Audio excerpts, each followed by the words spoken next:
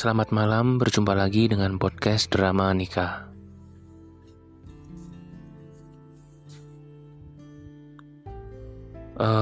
Malam ini saya mau cerita tentang pengalaman pernikahan yang cukup menarik. Bahkan saya sendiri cukup penasaran.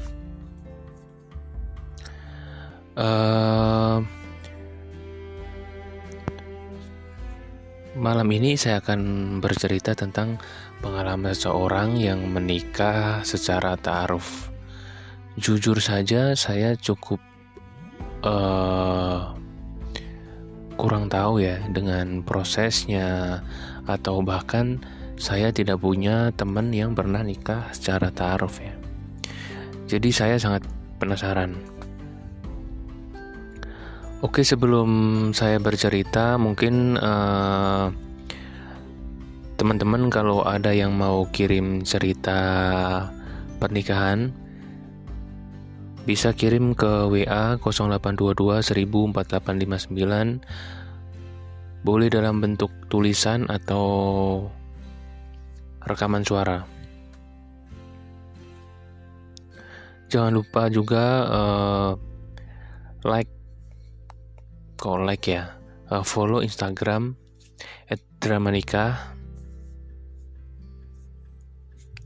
Follow juga Spotify-nya. Share ke media sosial kalian, ke story Instagram, ke Facebook, atau ke manapun lah, agar podcast ini makin berkembang, banyak yang dengerin, dan saya makin semangat untuk upload cerita pernikahan yang mana bisa diambil manfaatnya. Dan kalau ada yang kurang baik bisa dihindari atau bisa dibuat sebagai pelajaran. Oke, langsung aja ceritanya malam ini. Di sini judulnya pengalaman ta'aruf. Saya ngambil dari pengalaman seseorang ya, yang diposting di blog. Nama blognya jjingga.com. Ya, sebelum bercerita saya mengucapkan terima kasih kepada penulisnya, karena ini sedikit belum menghilangkan rasa penasaran sih, cuma paling enggak saya ada gambaran lah seperti apa ta'aruf itu. Walaupun sebenarnya masih cukup penasaran sih, mungkin ada pengalaman orang lain yang berbeda. Oke, langsung aja. Ceritanya seperti ini. Jadi, usai lulus kuliah di awal tahun 2012, saya memutuskan untuk langsung ikut kelas kursus studi Islam dan bahasa Arab.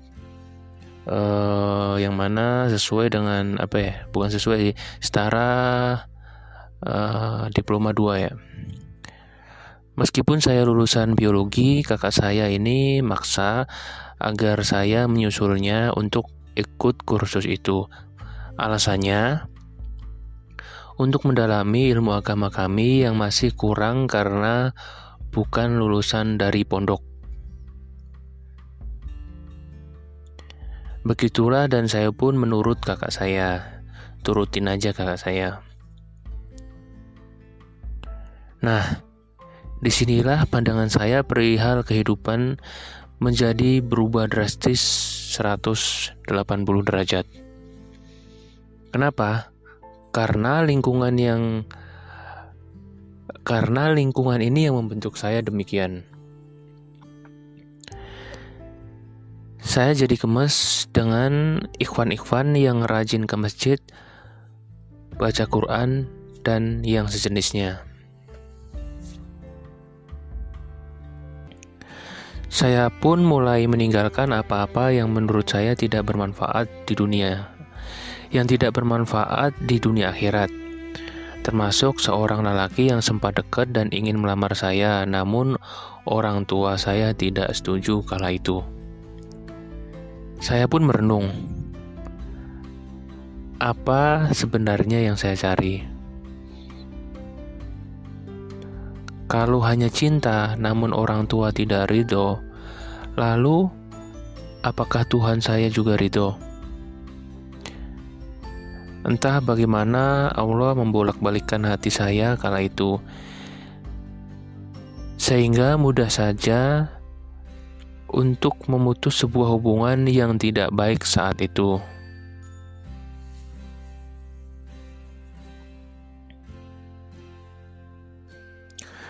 Proses ta'aruf.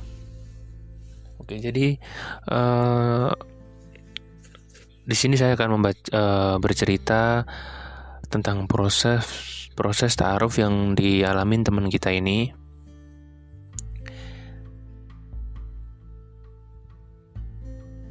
Tidak lama setelah saya berkomitmen menjadi wanita yang lebih baik, saya berkata kepada ayah dan ibu bahwa apapun pilihan mereka berdua, insya Allah saya ridho, ikhlas menerimanya.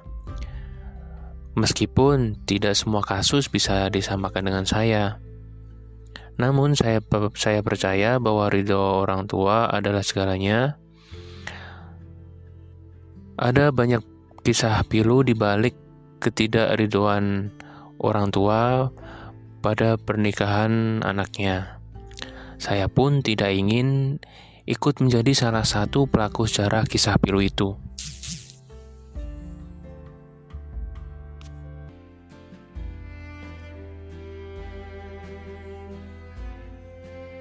Oke, singkatnya saat itu ibu saya punya seorang teman akrab di salah satu organisasi yang diikutin ibu lah.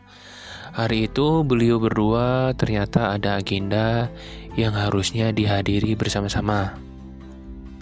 Namun teman ibu, sebut saja Ibu H.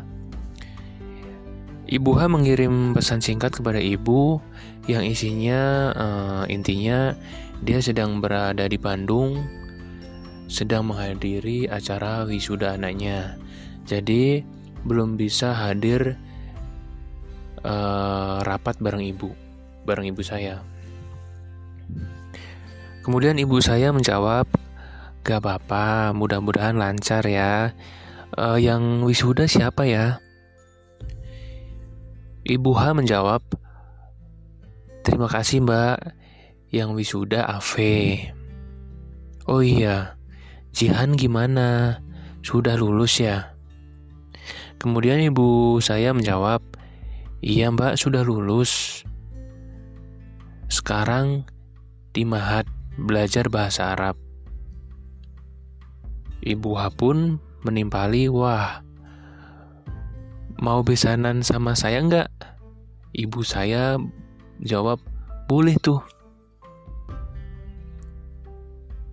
Ibu H menimpali lagi, "Kalau sudah di Malang, tak ajak Ave main ke rumah jenengan. Jadi, kalau sampai Malang, aku ajak Ave anaknya ke rumah kamu." Seperti itu, kurang lebih artinya. Begitulah berawal dari kalimat iseng sebenarnya, namun siapa sangka Allah sedang menyiapkan jalan menuju pertemuan pertama saya dengan suami.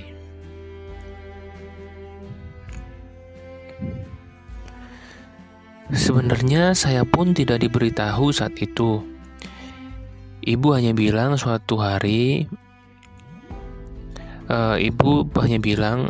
nanti jangan keluar ya, teman ibu ada yang mau kenalin anaknya sama kamu.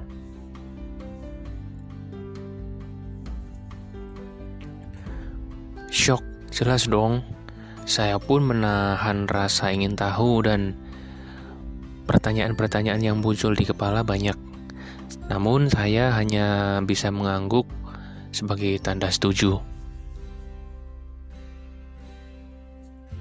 Malam itu,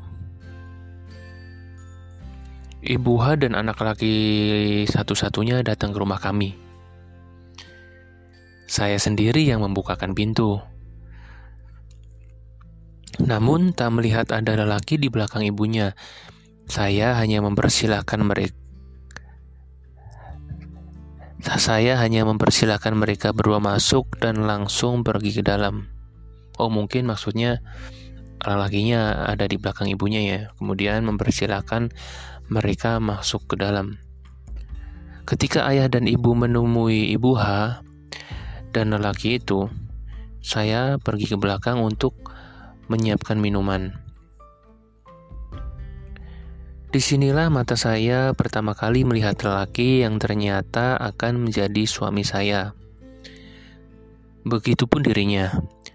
Melihat saya pertama kalinya dalam balutan jilbab warna hitam dan warna baju yang senada. Kami pun hanya saling bertatapan beberapa detik. Yang akhirnya saya mengalihkan pandangan ke arah ibunya. Begitupun lelaki itu mengalihkan pandangan ke arah lain. Proses meminang. Oke, kita masuk ke proses meminang ya. Tak lama setelah pertemuan pertama kami, lelaki yang dipanggil AV. Tak lama setelah pertemuan pertama kami, lelaki yang dipanggil AV itu sering disuruh ibunya untuk mengirim makanan ke rumah saya. Mungkin ini modus ya. Jadi sama ibunya tuh emang disuruh sering datang gitu ngantar makanan gitu. Mungkin biar kenal kali ya. Oke. Saya pun mulai mencari tahu nama lengkapnya, kuliahnya di mana, sampai aktivitas dan organisasi yang pernah dia ikutin. Saya ngeceknya dari media sosial yang ia punya. Hanya berbekal nama lengkap, saya bisa mengantongi beberapa informasi tentangnya. Begitu juga dengan hobinya yang sama dengan saya, yaitu membaca. Banyak koleksi komik dan novel juga. Ini membuat saya tertarik dengan AV awalnya.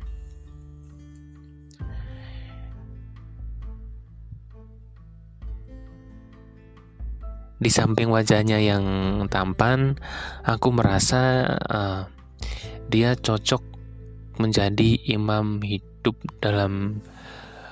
menjadi imam saya. Mungkin di sini banyak kesamaan ya, suka membaca gitu. Ada novel, ada komik, jadi merasa cocok kali ya.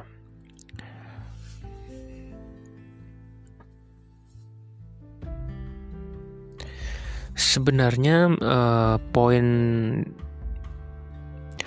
orang tua saya memilih AV karena kesabaran AV menemani ibunya hingga hari tua. Karena lelaki yang baik dan saleh tentu punya sifat dan kebaikan kepada keluarga, terutama ibu dan ayahnya. Seringkali ketika ada pengajian, ibu mengajak saya dan ibu H mengajak AV. Jadi kami bisa bertemu meskipun hanya mencuri pandang. Sebenarnya kami tidak pernah ngobrol, apalagi saling berbalas pesan lewat gawai. Apa gawai ya? Mungkin lewat chat ya. Saya hanya mengingatnya dalam doa. Jika memang jodoh, maka saya mohon agar Tuhan memudahkan segala urusannya. Jika tidak jodoh, mohon jauhkanlah kami.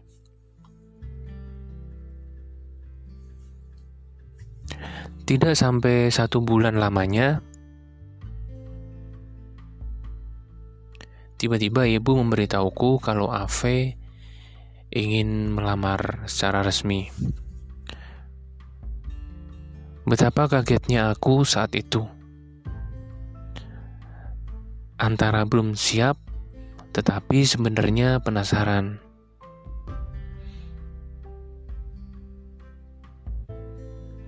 Salah satunya apa sih yang membuat ibu dan ayah yakin kalau AV lelaki yang tepat untukku? Ternyata jawaban orang tuaku sangat sederhana. Kenapa AV jadi pilihannya? Karena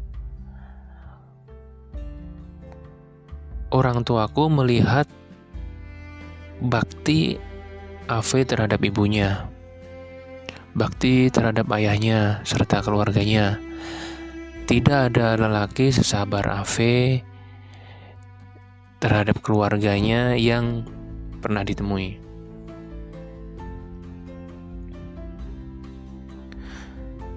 Saya pun dengan mudahnya mengatakan iya kepada orang tuaku. Karena saya percaya bahwa jawaban atas doa bukanlah mimpi yang indah atau buruk.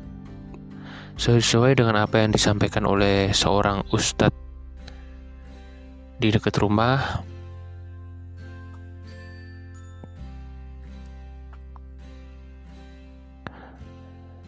saya percaya bahwa takdir berupa jodoh itu akan kita temukan seiring dengan berjalannya waktu. Kalau proses ini dimudahkan dan begitu lancar dan cepat menuju kebaikan, maka inilah jawabannya. Keluarga besar Mas Ave pun datang secara resmi melamar saya. Hari itu saya mengenakan jilbab warna merah sebagai tanda kalau saya sedang berbahagia.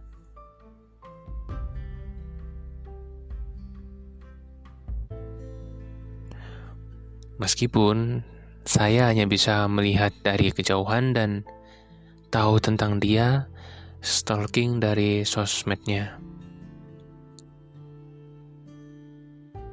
Selain itu, aku juga berbekal informasi dari kakakku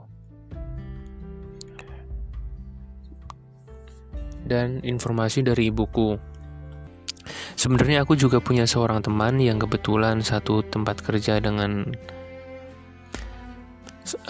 kebetulan aku juga punya seorang temannya. Oh, di sini nulisnya kali ya. Jadi intinya punya teman yang satu kerja dengan adiknya, yang mana itu masih temennya Ave ya. Dan banyak info yang positif tentang dia. Oke, persiapan pernikahan. Berarti di sini sama sekali nggak pernah ketemu ya? Oke. Makin penasaran.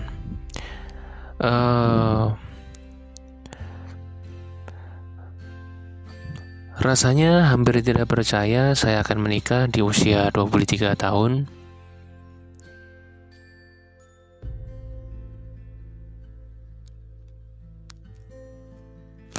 Kira-kira 2 atau 3 minggu setelah khitbah, orang tua kami bersepakat untuk membicarakan tanggal pernikahan.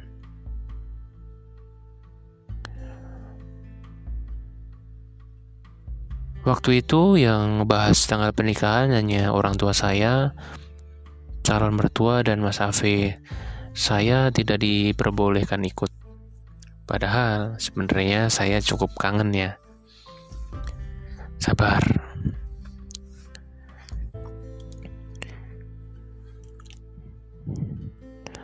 Hasil dari pertemuan itu disepakati bahwa 3 bulan dari hari itu akan diadakan pernikahan kami. Segala persiapan dan rapat akan dilakukan di rumah saya, sehingga dalam rentang 3 bulan itu calon suami sering datang ke rumah saya meminta arahan dari ayah saya. Namun sampai saat itu pun saya tidak pernah ngobrol dengan calon suami saya. Saya hanya bisa mendengar Mas Ave berbicara dengan ayah, atau berbicara dengan ibu, atau dengan kakak saya. Dia pun tidak pernah menyapa atau melihat saya ketika datang ke rumah. Sebenarnya sih kecewa. Tapi masa iya sih saya yang ngajak duluan ngobrol.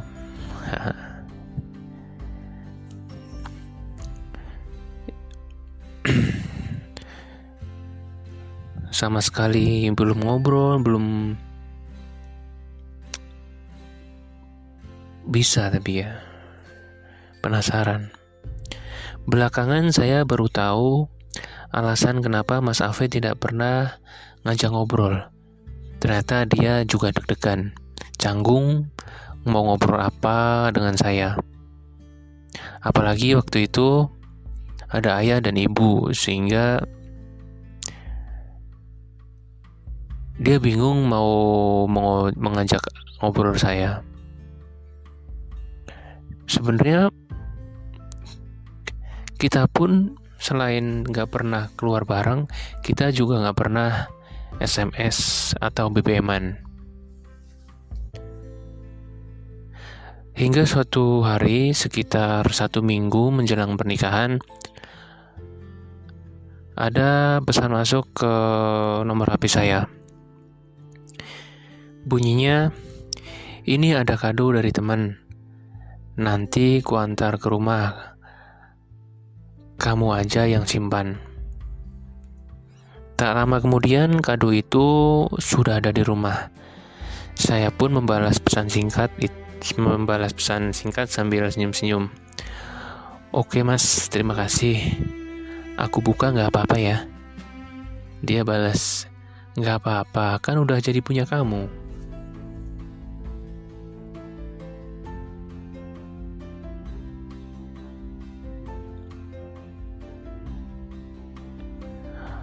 Akhir proses ta'aruf hari pernikahan. Hari akad pun tiba. Saat itulah kami pertama kali duduk berdekatan, saling memandang malu-malu, menumbuhkan bunga-bunga kebahagiaan yang sudah lama kami simpan. Pertama kalinya saya melihat beliau tersenyum dan melihat giginya yang kecil-kecil itu.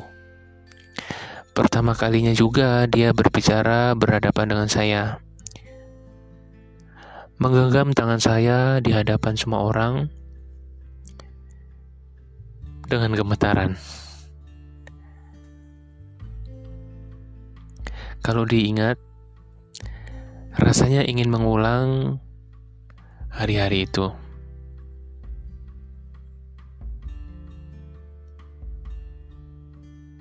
Sekarang kalau lihat foto-foto pernikahan kami, jadi canggung karena fotonya seperti orang musuhan. Maklum saking gugupnya. Apakah saya bahagia? Iya, alhamdulillah. Tahun ini sudah 7 tahun kami menikah. Banyak keajaiban dan ujian yang Tuhan turunkan, namun saya tidak pernah menyesal.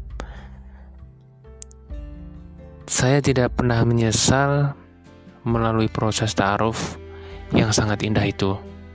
Saya bangga memilih ta'aruf sebagai salah satu ikhtiar untuk mendapatkan jodoh dunia akhirat. Saya berterima kasih dan bersyukur kepada ayah dan ibu yang memilihkan suami terbaik untuk anak gadisnya. Setiap hari cinta kami bertambah, meskipun tidak luput dari serangan badai. Justru badai itulah yang membuat kami semakin kuat dan menjadi dewasa. Saya bersyukur bertemu dengan kawan ngobrol sepanjang hidup dan sesabar Mas Afe. Sesuai dengan doa-doa yang saya panjatkan di hadapan Allah kala itu sebelum ketemu Mas Afe. Ta'aruf bukanlah seperti membeli kucing dalam karung. Tidak.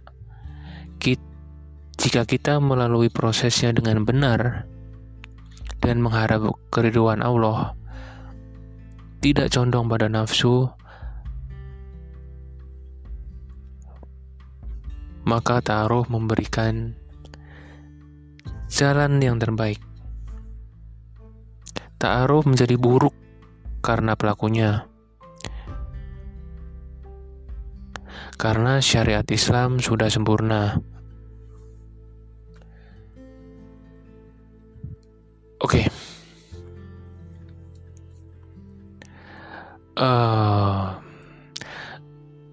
Kurang lebih seperti itu pengalaman teman kita yang pernah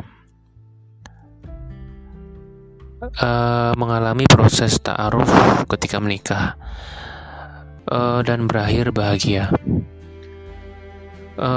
Jika dilihat dari cerita ini, ta'aruf yang dijalani cukup berhasil karena tidak luput dari campur tangan orang tuanya ya. Orang tuanya Jingga ini cukup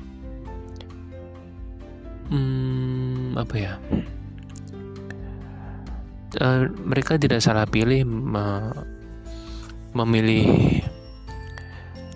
pasangan untuk anaknya ya, karena mungkin udah kenal ya. Jadi kalau disimpulkan, ta'aruf itu apakah cocok ketika atau sesuai ketika ada pihak ketiga yang udah kenal ya. Dalam arti udah kenal cukup jauh ya, karena di sini orang tuanya kayaknya cukup akrab ya. Cukup akrab dengan besannya ya. Kalau di zaman sekarang misalnya ta'aruf